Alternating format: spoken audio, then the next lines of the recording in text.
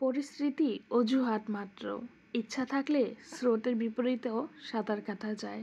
কষ্টকে জিজ্ঞেস করেছিলাম, তুমি কেন বারবার আমার কাছে আসো? সে হেসে উত্তর দিল, সুখ তোমাকে ঘৃণা করলো। আমি তোমাকে অনেক ভালোবাসি, তাই বারবার তোমার কাছেই ফিরে আসি। আসসালামু আলাইকুম, আমি খাদিজা আক্তার শাওন বলছি ঢাকা থেকে। আশা করি যে যেখানে আছেন আলহামদুলিল্লাহ সবাই ভালো আছেন এবং সুস্থ আছেন। আলহামদুলিল্লাহ আপনাদের সবার দয়ায় আমরাও ভালো আছি এবং সুস্থ আছি। আর আজকে ব্লগটা শুরু করেছি সকাল থেকে। সকাল বলতে গেলে আমি বড় কন্যাকে সকালে স্কুলে দিয়ে এসে আবার একটু ঘুমাই।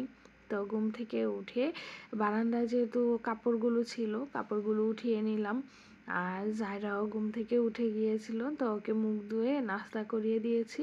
আর এখন রান্না করব। আর আজকে আপনাদের ভাইয়া যেতে পারবে না, যার জন্য আমাকে এই বড় কন্যাকে আনতে যেতে হবে।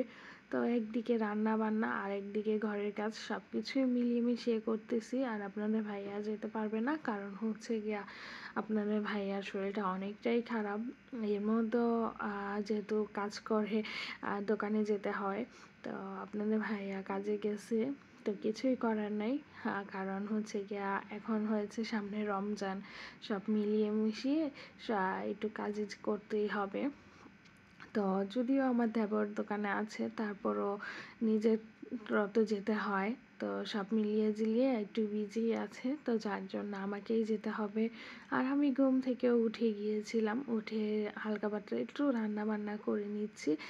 একটু মুরগি রান্না করেছি, আর হচ্ছে গিয়ে মাছ দিয়ে সিম রান্না করব। আর সিমগুলো আমি রাতেই কেটে রেখেছিলাম, যার কারণে একটু সুবিধা হয়েছে। আর আজকে না একটু কেমন যেন মেঘলা মেঘলা ছিল। তো যাই হোক, এইদিকে বেরিয়ে গিয়েছিলাম। আর বাসার সামনে এসেই একটা ভ্যান পেয়েছিলাম মাটির, তো অনেক দিন ধরেই ভাবছিলাম একটা পাতিল নিব। তো এই যে অবশেষে পাতিলটা নিয়ে আসলাম। আরও 2টা বাটি নিব, তো বাটি 2টা আর আজকে পেলাম না, যার জন্য আর আনা হয় নাই। আমার আছে কিছু টুকিটাকি পাতিল, আর হচ্ছে গিয়ে কিছু টুকিটাকি মাটির জিনিস আছে, তারপরও আরও কিছু লাগবে। তো আপনাদের ভাইয়া তো আর সারাদিন বাসায় যেতে পারেনি আজকে। তো কালকে আমাদেরকে কথা দিয়েছিল যে আজকে বাহিরে নিয়ে যাবে। একদিকে শরীরটা ভালো না, সকাল থেকে কাজে, আবার হচ্ছে খুবই টায়ার্ড ছিল। তারপরও কথা যেহেতু দিয়েছে, তো মেয়েরা তো আর ছাড়বে না। তা অবশেষে নিয়ে আসলো। আর আমি যেহেতু বাসার একদমই কাছে, আমাদেরকে বলে নাই কোথায় নিয়ে যাবে।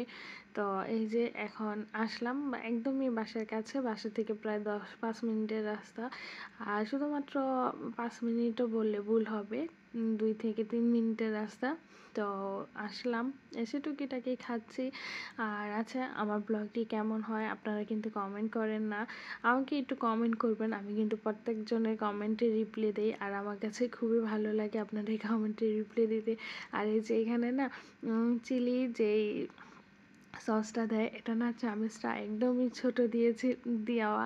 তো আমি আবার দুষ্টুমি করে বলতেছি, আমি কতক্ষণ এটা দিয়ে আমি খেলবো, তা আমি এভাবে ঢেলে নিব। তো আপনাদের ভাইয়ার লাগে দুষ্টুমি করতেছিলাম। আর এই যে এই সময়টা খুবই মজা হচ্ছিল, যারা স্যুপ খাচ্ছে এত জোরে করে। তো এই নিয়ে আবার দুষ্টুমি করতেছিলাম। তা আমি আবার এই যে এই মতো ভিডিও নিচ্ছি। আর হচ্ছে আমার বড় কন্যা তো আপনারাই জানেনই, ও ভিডিওতে আসতে চায় না।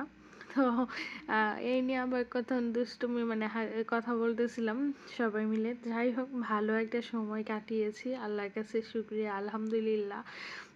আর জুস খাওয়ার আর সময় পাই নাই, আপনার ভাইয়ার ফোন আসতেছিল, তো যার কারণে প্যাকেট নিয়ে আসা পড়লাম বাসায়, চুপচাপ আস্তে ধীরে বসে খাবো। আর খেতে খেতে আপনাদের কাছ থেকেও বিদায় নিচ্ছি। আল্লাহ হাফিজ, আসসালামু আলাইকুম।